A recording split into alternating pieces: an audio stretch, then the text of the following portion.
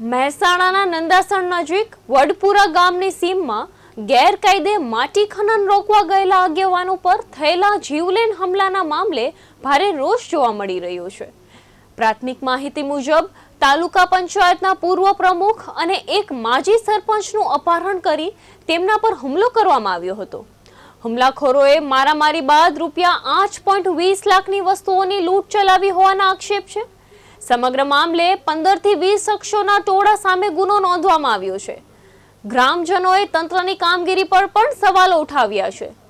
લોકોની માંગ છે કે આરોપીઓને તાત્કાલિક ઝડપી પાડી કાયદેસરની કાર્યવાહી કરવામાં આવે।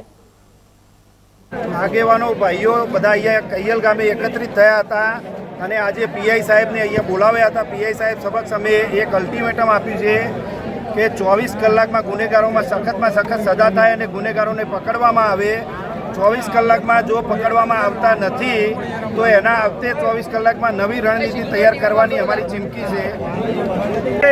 બનાવ બન્યો તેના અનુસંધાનમાં આપણે આજે કૈયલ ગામે સમગ્ર કડી તાલુકાના હિન્દુ સમાજના તમામ ભાઈઓ આપણે એકઠા થયા હતા અને નંદાસણ પોલીસ પીઆઈ સાહેબને બોલાવીને તેમને આ જે આપણે કાલે જે અન્યાય થયો છે હિન્દુ ભાઈઓ પર તેના બાબતે આપણે આરોપીઓને 24 કલાકમાં એમને જેલના હવાલે કરાવવા અને તેમને યોગ્ય કાર્યવાહી કરી અને તેમને વરઘોડો કાઢવો અને તેમજ જે પણ નંદાસણની આજુબાજુમાં જે પણ વિધર્મીઓ દ્વારા ખોટા કામો થઈ રહ્યા છે તેની પણ આપણે રજૂઆત પીઆઈ સાહેબને કરી છે અને જો 24 કલાકમાં પોલીસ તંત્ર દ્વારા કોઈ એનું એક્શન લેવામાં નહીં આવે